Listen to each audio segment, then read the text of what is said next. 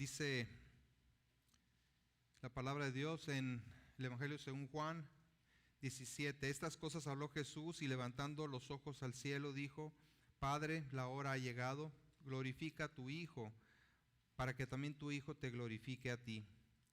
Como le has dado potestad sobre toda carne, para que dé vida eterna a todos los que le diste. Y esta es la vida eterna, que te conozcan a ti, el único Dios verdadero, y a Jesucristo, a quien has enviado. Yo te he glorificado en la tierra. He acabado la obra que me diste que hiciese. Ahora pues, Padre, glorifícame tú al lado tuyo, con aquella gloria que tuve contigo antes que el mundo fuese. He manifestado tu nombre a los hombres que del mundo me diste. Tuyos eran y me los diste y han guardado tu palabra.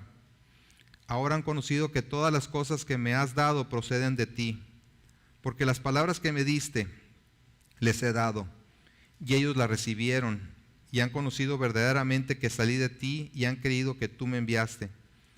Yo ruego por ellos, no ruego por el mundo, sino por los que me diste, porque tuyos son, y todo lo mío es tuyo, y lo tuyo mío, y he sido glorificado en ellos. Y ya no estoy en el mundo, mas estos están en el mundo, y yo voy a ti. Padre Santo, a los que me has dado, guárdalos en tu nombre, para que sean uno, así como nosotros. Cuando estaba con ellos en el mundo, yo los guardaba en tu nombre. A los que me diste, yo los guardé. Y ninguno de ellos se perdió, sino el hijo de perdición, para que la escritura se cumpliese. Pero ahora voy a ti, y hablo esto en el mundo, para que tengan mi gozo cumplido en sí mismos. Yo les he dado tu palabra, y el mundo los aborreció, porque no son del mundo, como tampoco yo soy del mundo. No ruego que los quites del mundo, sino que los guardes del mal. No son del mundo, como tampoco yo soy del mundo. Santifícalos en tu verdad. Tu palabra es verdad. Como tú me enviaste al mundo, así yo los he enviado al mundo. Y por ellos yo me santifico a mí mismo, para que también ellos sean santificados en la verdad. Mas no ruego solamente por esto, sino también por los que han de creer en mí por la palabra de ellos, para que todos sean uno, como tú, oh Padre, en mí y yo en ti, que también ellos sean uno en nosotros, para que el mundo crea que tú me enviaste. La gloria que me diste, yo les he dado para que sean uno, así como nosotros somos uno. Yo en ellos y tú en mí, para que sean perfectos en unidad, para que el mundo conozca que tú me enviaste y que los has amado a ellos, como también a mí me has amado. Padre, aquellos que me has dado, quiero que donde yo estoy, también ellos estén conmigo, para que vean mi gloria que me has dado, porque me has amado desde antes de la fundación del mundo. Padre justo, el mundo no te ha conocido, pero yo te he conocido, y estos han conocido que tú me enviaste, y les he dado a conocer tu nombre, y lo daré a conocer aún, para que el amor con que me has amado esté en ellos y yo en ellos. Amén. Amén. Bien, pueden tomar su lugar. Vamos a tomar un momentito también para adorar a Dios con nuestras ofrendas. No vamos a pasar en este momento las canastas, pero preparen su ofrenda y a la hora de salir habrá canastas en las dos salidas para que depositen ahí su ofrenda. Padre, alabamos tu nombre, Señor, y te damos gracias porque tú eres nuestro sustentador. Porque toda buena dádiva, todo un perfecto desciende de ti. Gracias, Señor, por lo mucho con lo que tú nos bendices, especialmente por todas las bendiciones espirituales que nos has dado en Cristo, pero también por las bendiciones materiales. Apartamos en este día una porción, Señor, de lo que tú nos das para ofrendarlo a ti, a tu obra, pidiéndote, Señor, que tú des sabiduría a quienes administran esos recursos para que tu palabra siga siendo predicada, para que tu obra se siga llevando a cabo y tú te glorifiques en ello, Padre. En Cristo Jesús. Amén. Amén. Igualmente, los que nos acompañan desde su casa, tomen un tiempo para preparar sus ofrendas y saben que pueden pasar aquí a nuestras instalaciones de lunes a viernes de 12 a 6 de la tarde o el sábado de 10 a 2 de la tarde. Pueden pasar, está la urna ahí disponible para que depositen sus ofrendas.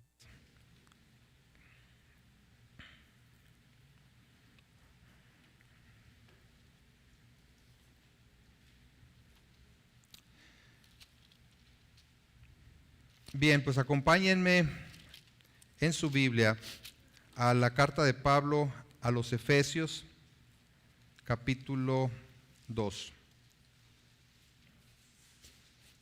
Efesios, capítulo 2. Hoy es domingo 25 de octubre del 2020 y como habrán notado, ya llegó el otoño. Por fin llegó el otoño, ¿no? Típico de Mexicali, se convierte o pasa de un intenso calor a un fuertísimo viento, ¿verdad? Entonces, pero damos gracias a Dios que ya no hace tanto calor. Bien, Efesios 2, versículos 17 al 22, y he titulado este mensaje Templo Santo. Templo Santo. Dice la palabra de Dios en Efesios 2, a partir del versículo 17, y vino y anunció las buenas nuevas de paz a vosotros que estabais lejos y a los que estaban cerca, porque por medio de él los unos y los otros tenemos entrada por un mismo espíritu al Padre.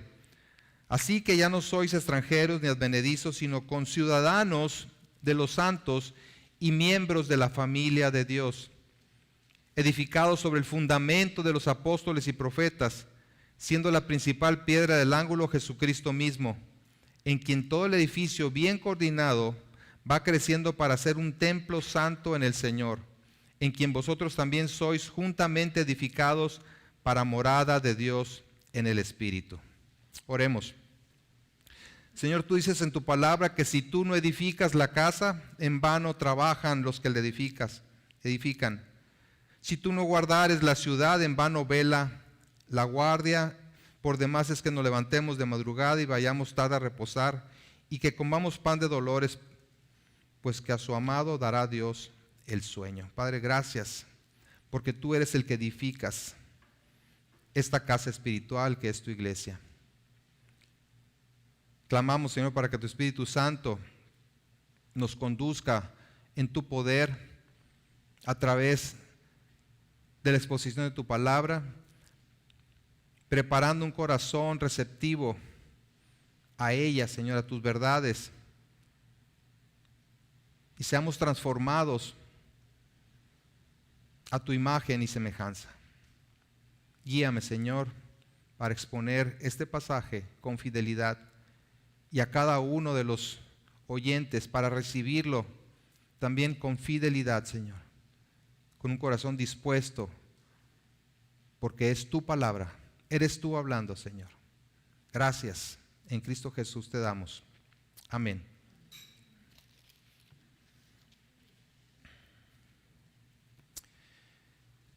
Sabemos que en el paraíso, Adán y Eva disfrutaban de una perfecta unidad entre ellos. Tristemente, cuando pecaron, se perdió la paz y se perdió esa unidad. Como consecuencia de ello, empezaron a culparse el uno al otro y culparon particularmente a Dios de lo que les estaba pasando. Perdieron su transparencia e inocencia. Se escondieron de la presencia de Dios. Tuvieron miedo. La mujer que me diste, dice Adán, me dio del árbol y comí. Obviamente culpando a Dios y a la mujer que le había dado. Y la mujer dice, la serpiente me engañó. Ya ves, tú eres el culpable. ¿Para qué pones una serpiente aquí tentándome? Y de ahí en adelante las relaciones humanas se tornaron difíciles y conflictivas. Caín se enfureció con su hermano Abel y lo mató. Jacob y Esaú luchaban aún desde el vientre de su madre por tener la supremacía. Los hermanos de José lo vendieron como esclavo e hicieron creer a su padre que había muerto. Y así le podemos seguir con ejemplos de las consecuencias del pecado en las relaciones humanas hasta el día de hoy. La pregunta es si realmente existe esperanza para que esta situación cambie, que los conflictos entre los seres humanos dejen de existir. Volteamos a nuestro alrededor y decimos no. Cada vez la cosa está peor, las sociedades más polarizadas, los conflictos más grandes, las naciones a punto de ir a guerra, etcétera, etcétera. Pero la respuesta bíblica es que sí hay esperanza. En el pasaje que estamos estudiando aquí en Efesios capítulo 2, hemos visto que Cristo reconcilió lo irreconciliable. Por medio de su persona y su obra expiatoria, ha provisto el medio de reconciliación entre los hombres y Dios. Lo que era imposible para el hombre fue posible para Dios. Él lo hizo posible. El pecado separa al hombre de Dios y mediante su muerte vicaria, Cristo pagó por nuestros pecados para que todo aquel que en Él crea tenga vida eterna, que esté en paz con Dios y el privilegio de estar en su presencia para siempre. Y al reconciliar al hombre con Dios, llevó a cabo la paz entre los hombres. El versículo 16 dice, y mediante la cruz reconciliar con Dios a ambos en un solo cuerpo, matando en ella las enemistades. Habiendo acabado con el causante de las enemistades, es decir, con el pecado, ahora existen las condiciones para la paz. Cristo nos reconcilió con Dios, otorgándonos la salvación de manera individual. Pero también ha conformado un nuevo pueblo, o como dice en el versículo 15, para crear en sí mismo de los dos un solo y nuevo hombre, haciendo la paz. El énfasis en este pasaje es la palabra uno. En esta sección se repite la palabra uno para enfatizar la obra unificadora de Cristo. De ambos pueblos, judíos y gentiles, hizo uno, un solo y nuevo hombre, un solo cuerpo, un mismo espíritu. El fruto de la reconciliación por medio de Jesucristo es ese nuevo hombre, que es la iglesia de Cristo, constituida por muchos miembros, pero un solo cuerpo. Para reforzar el concepto de la unidad de la iglesia, Pablo presenta 3 metáforas que le ilustran: una nación o reino, una familia y un templo. Dice que somos ciudadanos o conciudadanos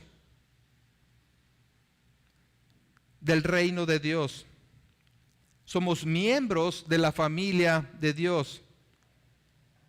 Y como iglesia también somos el templo santo de Dios. En la figura de una nación muestra cómo judíos y gentiles se han vuelto parte del mismo reino, el reino de Dios. En la figura de la familia muestra cómo todos los creyentes, independientemente de su trasfondo, son ahora parte de una familia, la familia espiritual. Y en la figura del templo muestra que todos los cristianos conformamos una habitación para Dios. Mi oración es que cada uno de nosotros podamos comprender con la ayuda del Espíritu Santo el enorme privilegio de ser conciudadanos del reino celestial, formar parte de la familia de Dios y juntos constituir la morada de Dios, de tal manera que seamos movidos a amarnos los unos a los otros para que el mundo crea en el poder transformador del Evangelio. Recuerden, les dice Pablo, ahí en el versículo 11 y 12, recuerden que estaban separados de Dios, viviendo completamente ajenos a Él y todas sus bendiciones. Pero ahora han sido reconciliados por el sacrificio de Cristo para, unidos en Cristo, conformar un nuevo pueblo que es la iglesia. 3 etapas hemos mencionado de la conformación de la iglesia de Jesucristo: separados, reconciliados y unificados. Anteriormente vimos la separación, la semana pasada la reconciliación, hoy veremos la unificación. De estar separados a ser reconciliados, formando un solo y nuevo hombre. Versículo 19 dice: así que, es decir, por lo tanto, ya no son extranjeros ni advenedizos, sino conciudadanos de los santos y miembros de la familia de Dios. Extranjero se refiere a un extraño, alguien que es ajeno al idioma y las costumbres de un lugar. Y advenedizo se refiere a alguien que vive en un país sin tener derecho a la ciudadanía. Es como un arrimado o algo así, ¿no? Anteriormente describió a los gentiles como alejados de la ciudadanía de Israel y ajenos a los pactos de la promesa. Entonces aquí dice que ya no están en esa condición, sino que ahora son conciudadanos y miembros de la familia de Dios, con todos los derechos y beneficios que eso implica. ¿Y en base a qué han dejado de ser extraños? ¿En base a qué han dejado de ser ajenos? A que han obtenido por medio de Cristo la entrada en la comunión al Padre. Han sido reconciliados con el Padre por medio de Cristo. Entonces, el acceso al Padre es Jesucristo mismo. Versículos 17 y 18 dice: y vino y anunció las buenas nuevas de paz a vosotros que estabais lejos y a los que estaban cerca, porque por medio de él los unos y los otros tenemos entrada por un mismo espíritu al Padre. Pablo dice que Cristo vino y anunció las buenas nuevas de paz. Literalmente dice, vino evangelizando, vino predicando el evangelio, proclamando el mensaje de la reconciliación de Dios con los hombres. Y esto lo hizo tanto en persona durante su ministerio terrenal, como a través de los apóstoles y profetas, función que ahora le toca llevar a cabo a la iglesia. Es a través de la gran comisión que nos encargó el Señor que ese evangelio es proclamado. Entonces, para derribar cualquier intento de orgullo o jactancia, tanto de los nuevos cristianos de origen gentil como de los propios judíos, Pablo dice que solo por medio de Jesucristo se les concede entrada a los unos y a los otros. El problema de toda la humanidad es que por causa de su pecado ha perdido el acceso a Dios. Y ante esta situación inventa todo tipo de maneras en las que piensa que puede tener acercamiento con Dios. De ahí que existan infinidad de religiones.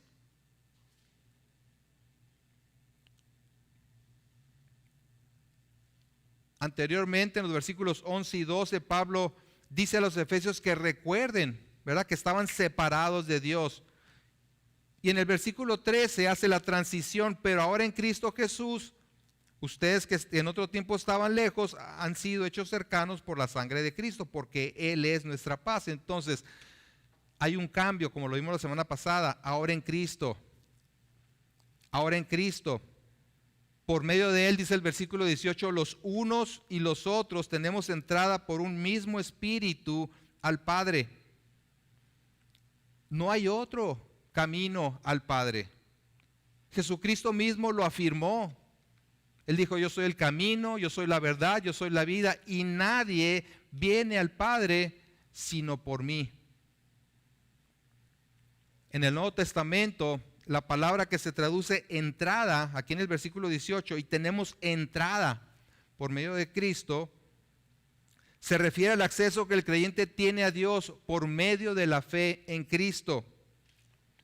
Siendo que antes estábamos alejados de Dios y sin la posibilidad de acercarnos por causa de nuestro pecado, ahora en Cristo hemos sido limpiados.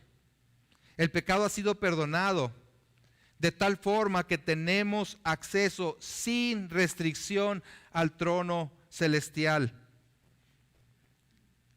Si lo piensan tantito, ese es un enorme privilegio. Enorme privilegio. Y el punto de Pablo es que tanto judíos como gentiles son uno solo, ya que por la fe ahora se encuentran en la presencia de Dios en exactamente las mismas condiciones. Solo por medio de Cristo, solo por la fe en Él y solo por su gracia. Es por esa gracia que ha juntado tanto a judíos y gentiles, a personas de toda clase, formando una nueva nación, una nueva familia y un templo donde Él se manifiesta. 3 formas de ilustrar lo que es la iglesia. La primera de ellas, ciudadanos del reino de Dios. Él ha formado una nación santa. Dice, ya no son extraños, sino conciudadanos de los santos. O sea, ciudadanos junto con los demás santos. Es decir, miembros del mismo pueblo consagrado para Dios. Ahora en Cristo, aquellos que eran unos extraños han venido a ser conciudadanos de los santos. Es decir, ciudadanos junto con los judíos que han puesto su fe en Jesucristo. Y esta nueva ciudadanía no es de este mundo, sino que está en los cielos, como lo afirma Pablo en Filipenses 3:20. Dice, mas nuestra ciudadanía está en los cielos, de donde también esperamos al Salvador, al Señor Jesucristo. Todos los creyentes, todos los cristianos, sin importar su trasfondo nacional, pertenecen a esta nueva nación santa, cuya ciudadanía es el cielo. Si tú has creído en Jesús como tu Salvador, si crees que tus pecados te condenaban al infierno, pero que fueron pagados precisamente por ese glorioso intercambio que cantábamos hace un momento, que fueron pagados por Cristo, tomando tu lugar en la cruz, entonces has recibido un pasaporte que te hace ciudadano del cielo. Y ese pasaporte es tu libre entrada a la presencia de Dios para siempre. Es irrevocable y no expira.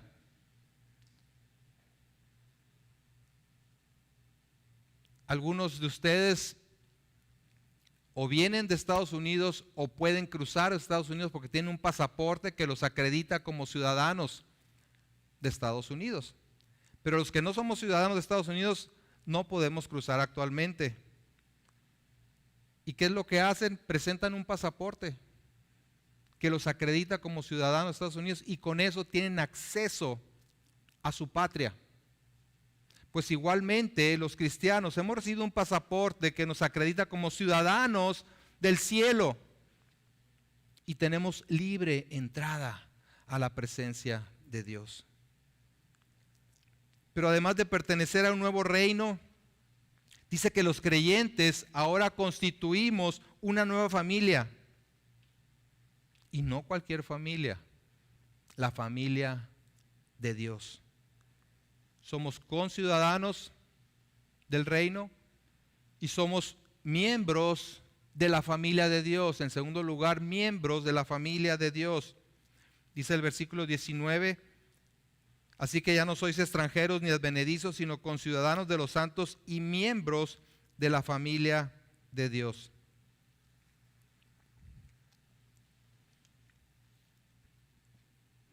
Habiendo sido adoptados como hijos de Dios, todos los cristianos forman la familia de Dios, lo cual los convierte en hermanos. Los cristianos nos llamamos hermanos unos a otros, puesto que tenemos el mismo Padre. No importa nuestro trasfondo nacional, cultural, social, aún físico. Nos une la misma sangre, la sangre de Cristo, la que Él derramó en la cruz para reconciliarnos con Dios y hacernos parte de su familia. Y al formar parte de la familia de Dios, la Biblia dice que Cristo nos llama hermanos y también coherederos juntamente con Él. Vamos a Hebreos capítulo 2, versículos 10 al 11.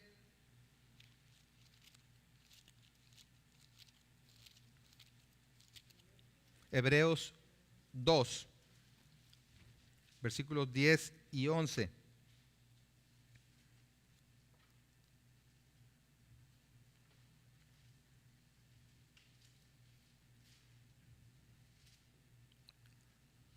Hablando del autor de la salvación, de Jesucristo, dice Hebreos 2:10, porque convenía aquel por cuya causa son todas las cosas y por quien todas las cosas subsisten, que habiendo de llevar muchos hijos a la gloria, perfeccionase por aflicciones al autor de la salvación de ellos.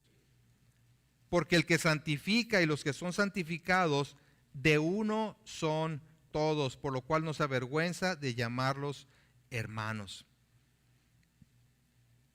Y en Romanos 8:16, no lo busquen, se lo leo, dice, el Espíritu mismo da testimonio a nuestro espíritu de que somos hijos de Dios. El Espíritu nos da esa seguridad de que somos hijos de Dios. Y si hijos, también herederos. Herederos de Dios y coherederos con Cristo. En Cristo recibimos todas las bendiciones de Dios. Y yo creo que no alcanzamos a apreciar en toda su extensión lo que significa realmente esto, lo que significa ser hermanos. De repente se convierte en una frase muy común, una expresión muy común. Pero ¿qué significa? Que pertenecemos a la familia de Dios. Muchas veces la propia experiencia familiar afectada por el pecado nos impide ver la enorme bendición de ser hermanos en Cristo, de ser miembros de esta familia espiritual.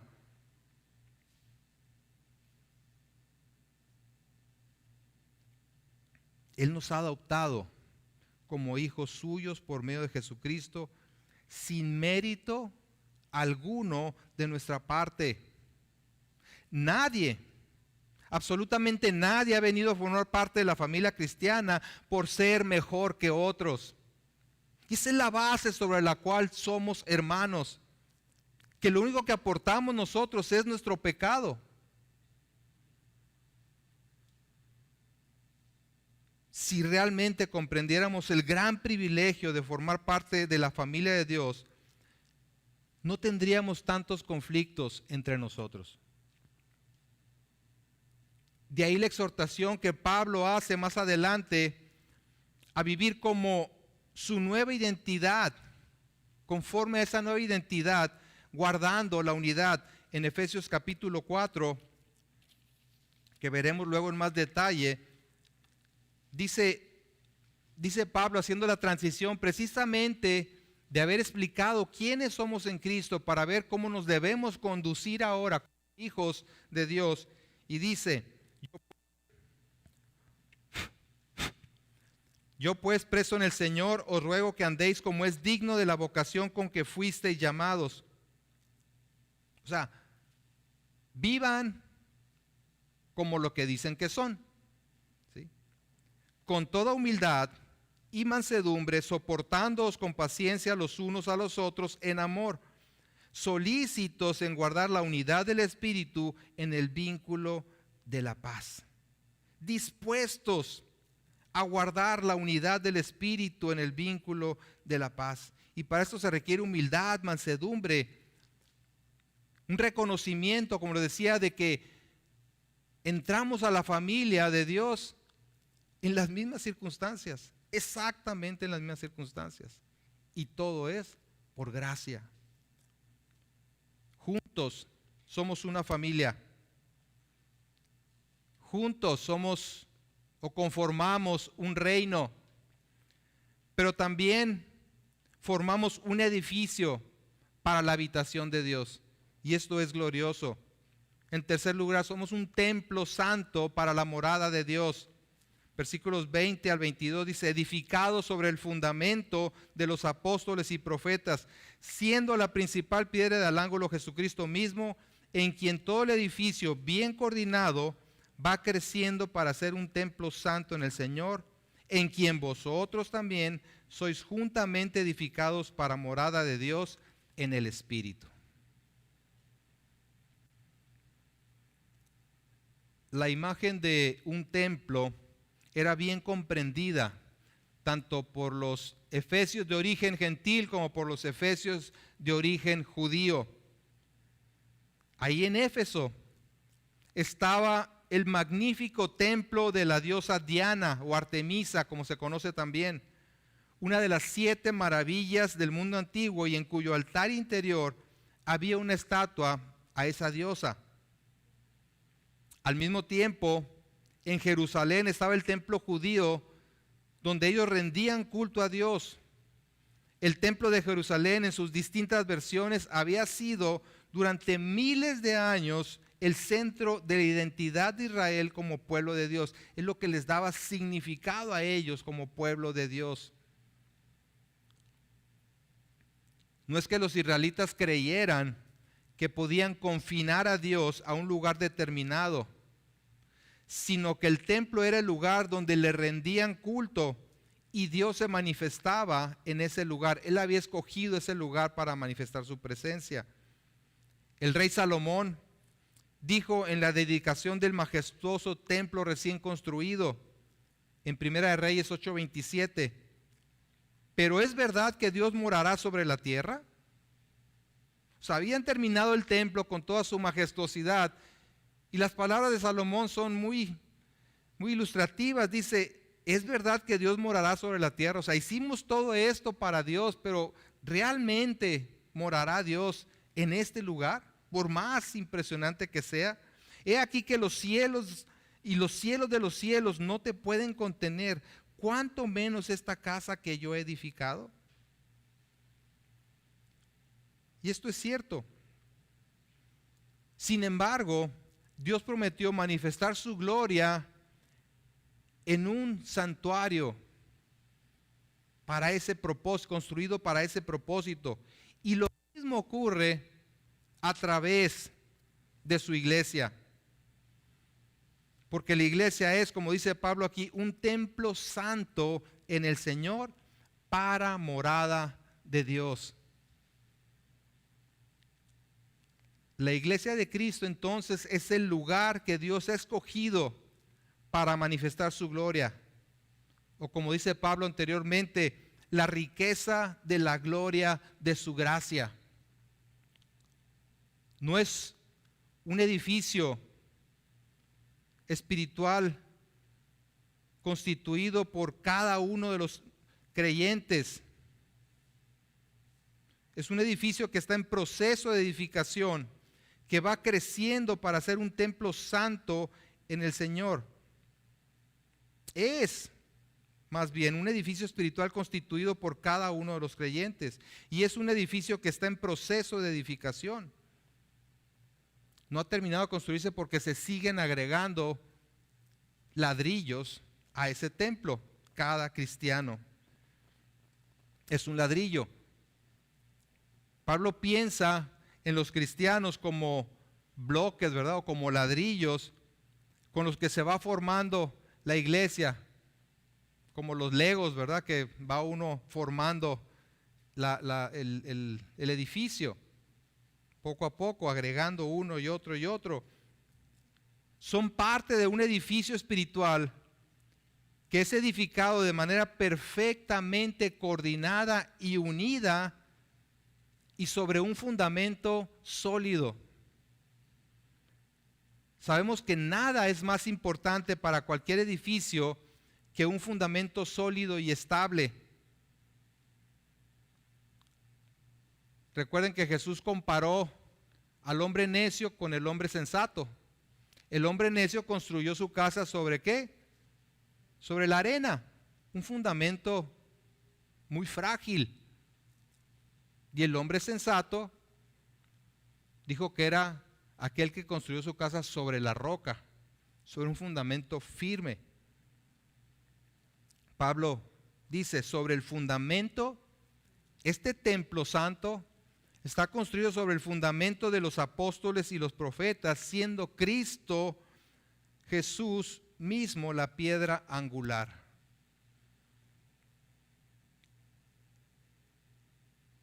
Ese fundamento es Cristo. Y es el que ha sido puesto por los apóstoles y profetas. No son ellos el fundamento, sino lo que enseñaron.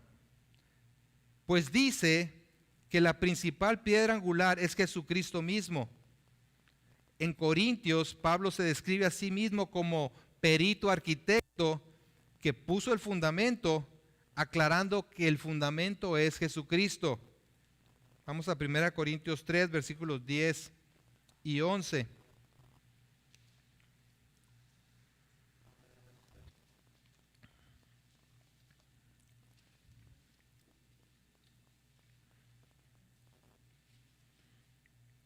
Dice 1 Corintios 3, 10, conforme a la gracia de Dios que me ha sido dada, yo como perito arquitecto puse el fundamento y otro edifica encima, pero cada uno mire cómo sobreedifica, porque nadie puede poner otro fundamento que el que está puesto, el cual es Jesucristo.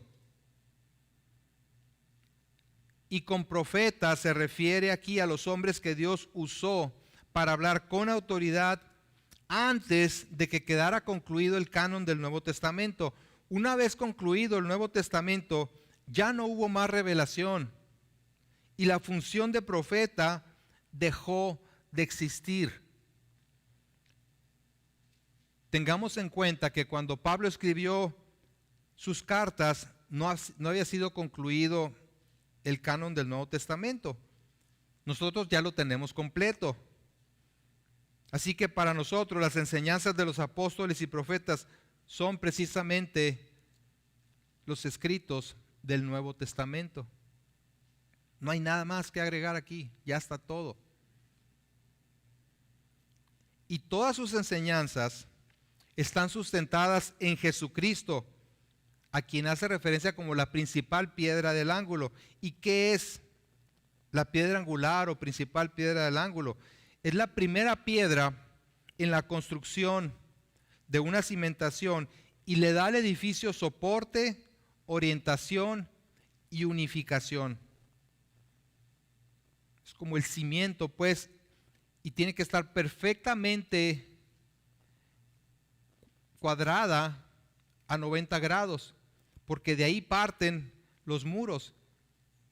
Y cualquier variación que haya, pues va a hacer que la construcción se vaya por otro lado y que no quede bien cimentada.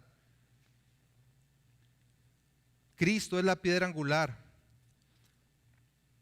Hoy no lo vemos tanto. Yo consulté con un arquitecto. En realidad no vemos tanto ese concepto de la piedra angular, aunque la usan, ¿verdad?, como concepto. Claro que hay ahora diferente tecnología para que todo quede perfectamente alineado y nivelado.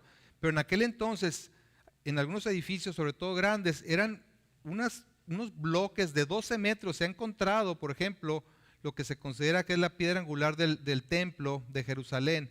Y es un bloque de 12 metros de largo. Sólido, fuerte,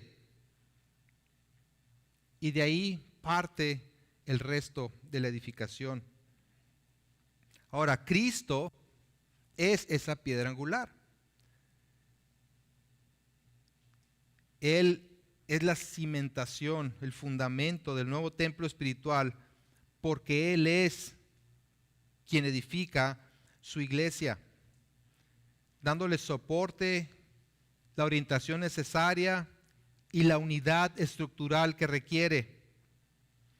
En Isaías 28, 16 dice: por tanto, Jehová el Señor dice así: he aquí yo puesto en Sión por fundamento una piedra, piedra probada, angular, preciosa, de cimiento estable. El que creyere no se apresure. Y obviamente esa piedra es Cristo. Él es la roca sobre la cual la iglesia es edificada. Es indispensable para la unidad y el crecimiento de la iglesia. Y a menos que esté constante y firmemente relacionada con Cristo, la unidad de la iglesia se desintegrará y su crecimiento se detendrá o se desviará. Dejará de ser la iglesia de Cristo, porque nunca fue. Teniendo a Cristo como su fundamento, todo el edificio se va levantando de manera coordinada. Es decir, siguiendo la guía que Él ha establecido como piedra angular, para formar de esa manera un templo santo en el Señor y morada de Dios en el Espíritu.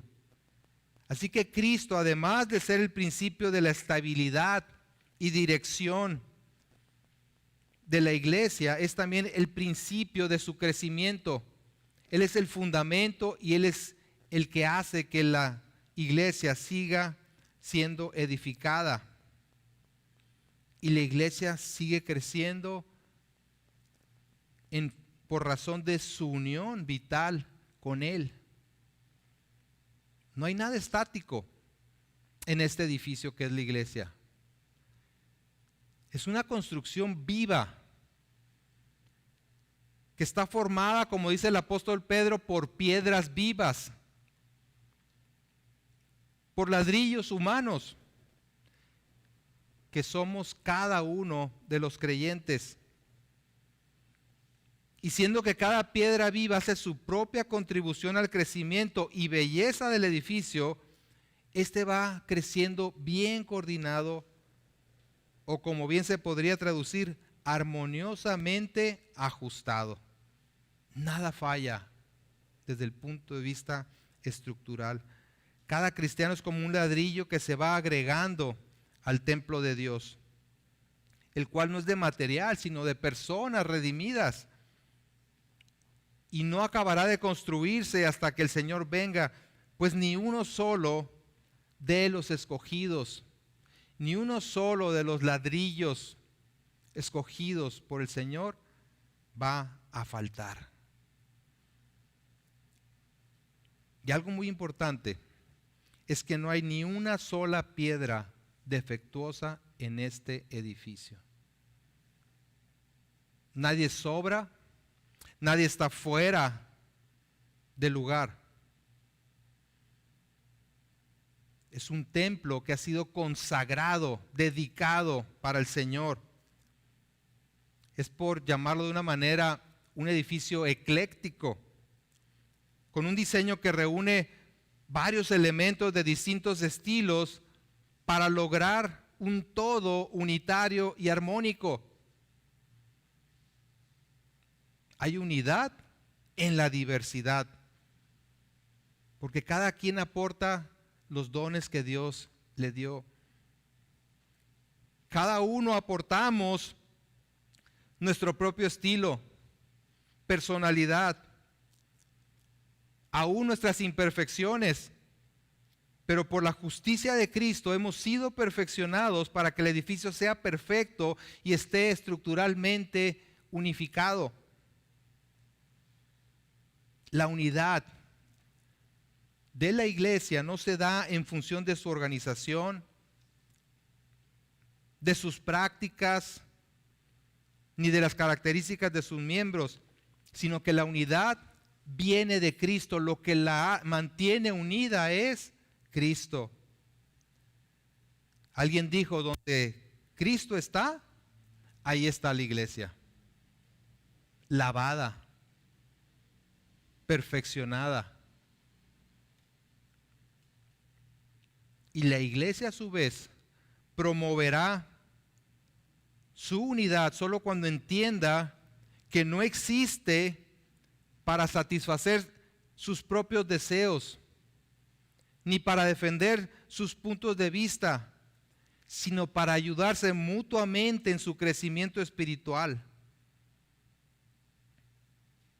De ahí que Pablo diga más adelante en el capítulo 4, versículo 15, sino que siguiendo la verdad en amor, crezcamos en todo en aquel que es la cabeza, esto es Cristo, de quien todo el cuerpo, bien concertado y unido entre sí por todas las coyunturas que se ayudan mutuamente, según la actividad propia de cada miembro, recibe su crecimiento para ir edificándose en amor. Es así como la iglesia presenta el poder transformador del Evangelio. La iglesia es la morada de Dios en el Espíritu. Hoy a través de su Espíritu Dios habita en la iglesia. La Biblia dice que Él no habita en templos hechos por hombres. Este recinto construido de material no es la iglesia. Generalmente decimos vamos a la iglesia y se entiende lo que decimos, ¿no? Pero en lugar de eso deberíamos decir me voy a reunir con el resto de la iglesia. No es este lugar lo que lo hace santo o hace santa a la iglesia, son los santos reunidos los que conforman la morada de Dios. Reunidos físicamente como estamos aquí o reunidos también vía remota por medio de la tecnología. Nos une Cristo, ¿sí? No nos unen estas paredes. Estamos hablando entonces de un cuerpo espiritual formado por personas de todo linaje, pueblo y nación. Sabemos pues que nada puede contener a Dios, pero Él ha elegido manifestarse en y a través de su iglesia. Cada cristiano es al mismo tiempo templo de Dios en lo individual y templo junto con todos los creyentes. Somos el santuario terrenal de Dios. Dice en 2 Corintios 6:16, pues ustedes son el templo del Dios viviente. ¿Sí se escucha bien? Sí. En 1 Corintios 3:16 y 17 dice, ¿no sabéis que sois templo de Dios? Y que el Espíritu de Dios mora en vosotros. Si alguno destruyera el templo de Dios, Dios le destruirá a él, porque el templo de Dios, el cual sois vosotros, santo es. Fíjense qué palabras tan tremendas, tan confrontadoras.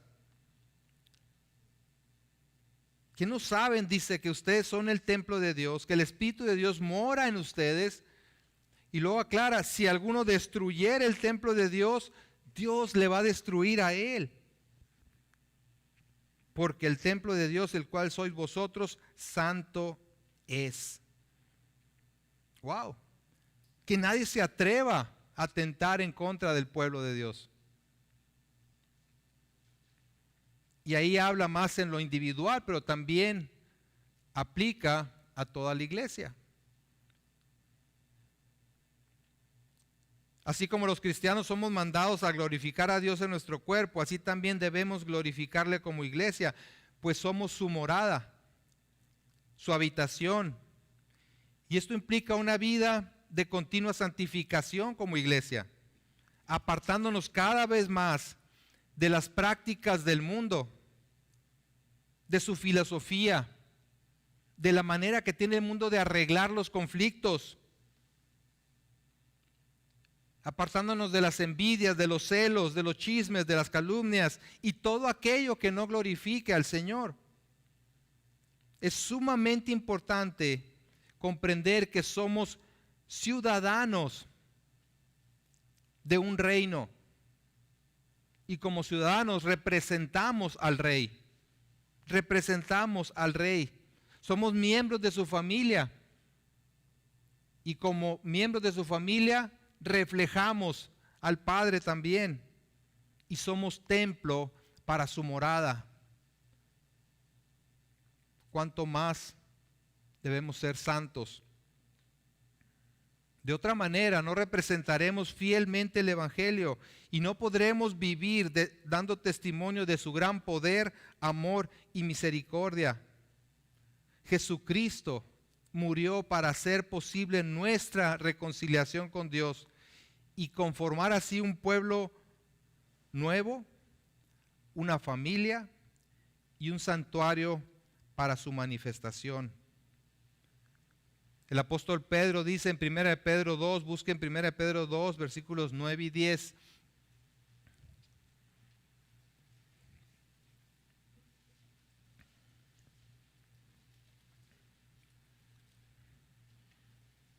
Primera Pedro 2, 9 y 10 dice, mas vosotros sois linaje escogido, real sacerdocio, nación santa, pueblo adquirido por Dios, para que anunciéis las virtudes de aquel que os llamó de las tinieblas a su luz admirable.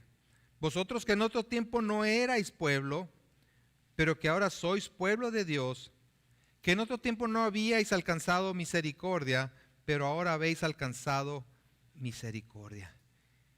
Y vean el propósito. ¿Para qué? Dice, para anunciar las virtudes de aquel que los llamó de las tinieblas a su luz admirable.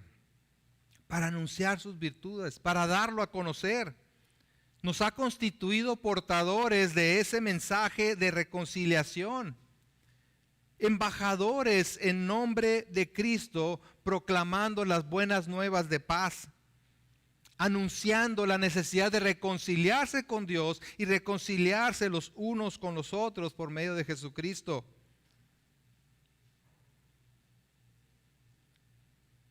Pero también mostrando como iglesia en qué consiste ese mensaje de reconciliación. Por un lado, como hemos visto, ya no hay barreras de ningún tipo entre cristianos,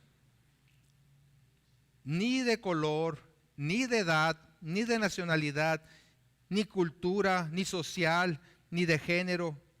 Nuestra verdadera unidad está en Cristo y solo en Él. Y por otro lado, la manera en la que nos relacionamos unos con los otros da testimonio, fíjense bien, da testimonio o deja de dar testimonio de que somos hermanos.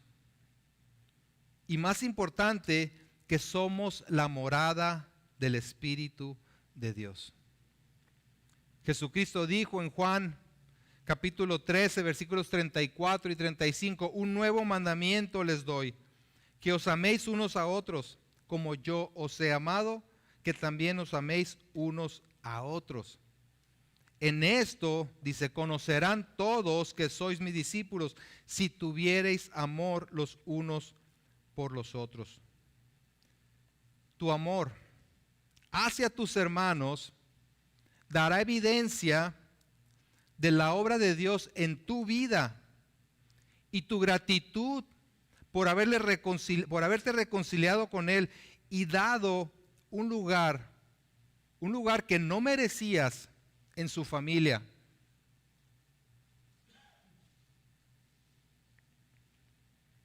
En lo que se conoce como la oración sacerdotal, en Juan capítulo 17 que leímos previo al mensaje, Jesús oraba al Padre por la unidad de su iglesia. Si me acompañan ahí a Juan capítulo 17.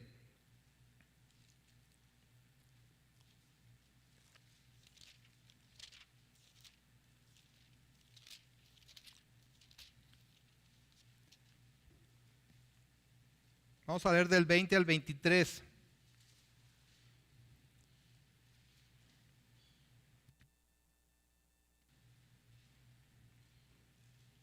Hablando de la integración de la iglesia en Cristo, dice Jesús: mas no ruego solamente por estos, sino también por los que han de creer en mí por la palabra de ellos.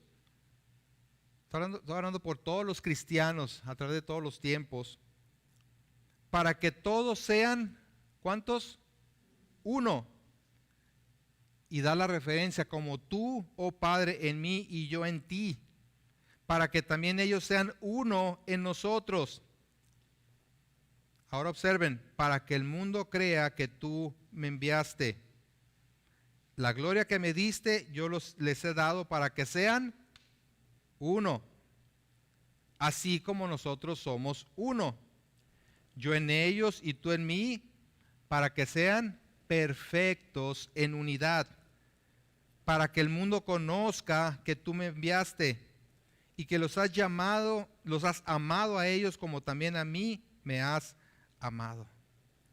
En estos pocos versículos dice 3 veces que sean uno y una vez que sean perfectos en unidad.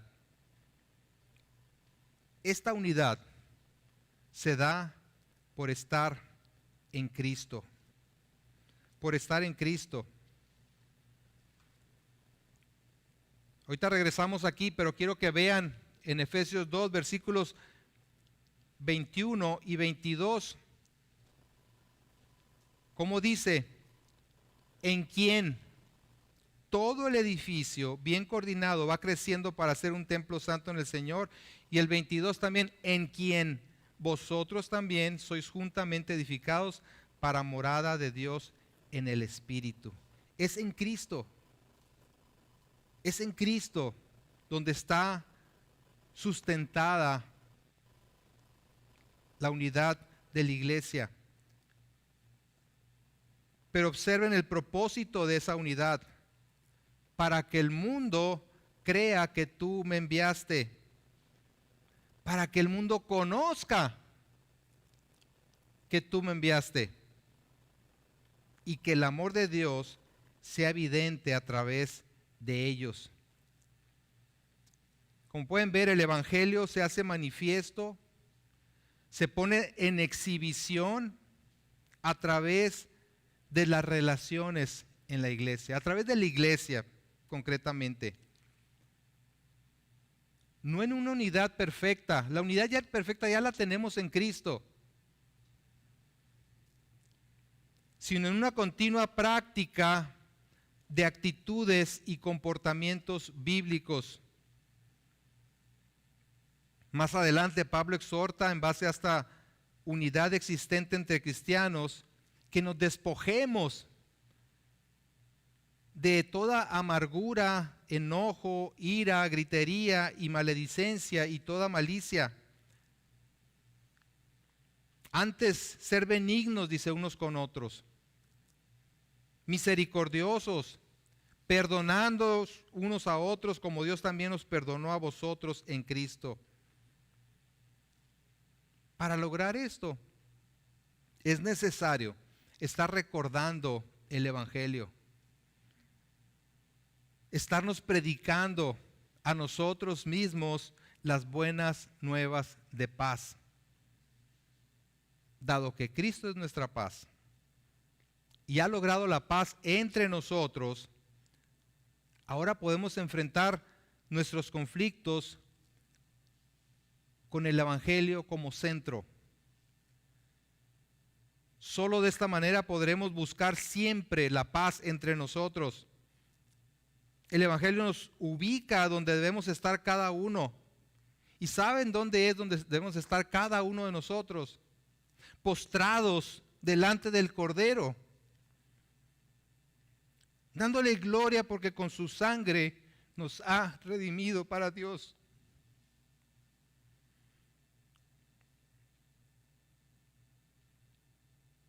Ahí es donde tenemos que estar. Ahí es donde se forja la unidad que Cristo ya nos ha dado como iglesia. Terminamos con Apocalipsis 5.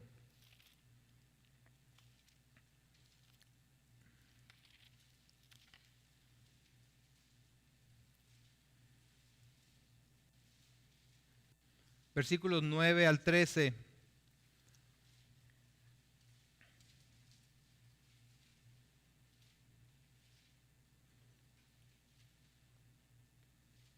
Hablando precisamente de estar postrados delante del Cordero, dándole gloria, dice, y cantaban un nuevo cántico diciendo, digno eres de tomar el libro y de abrir sus sellos, porque tú fuiste inmolado y con tu sangre nos has redimido para Dios de todo linaje y lengua y pueblo y nación.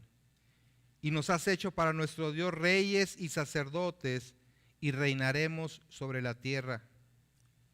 Y miré y oí la voz de muchos ángeles alrededor del trono y de los seres vivientes y de los ancianos, y su número era millones de millones, que decían a gran voz, el Cordero que fue inmolado es digno de tomar el poder, las riquezas, la sabiduría, la fortaleza, la honra, la gloria y la alabanza. Y a todo lo creado que está en el cielo y sobre la tierra y debajo de la tierra y en el mar, y a todas las cosas que en ellos hay, oí decir, al que está sentado en el trono y al Cordero, sea la alabanza, la honra, la gloria y el poder por los siglos de los siglos. Que Dios nos encuentre postrados delante del Cordero, dándole gloria. Porque de la nada, de la imposibilidad, Él nos salvó y nos puso dentro de su familia, conformando un templo santo para morada de su Espíritu. Padre, gracias, Señor. Gracias, nos unimos a estas voces, reconociendo que solo tú eres digno de recibir toda la gloria, toda la alabanza, la honra, el poder por los siglos de los siglos. Amén. Amén.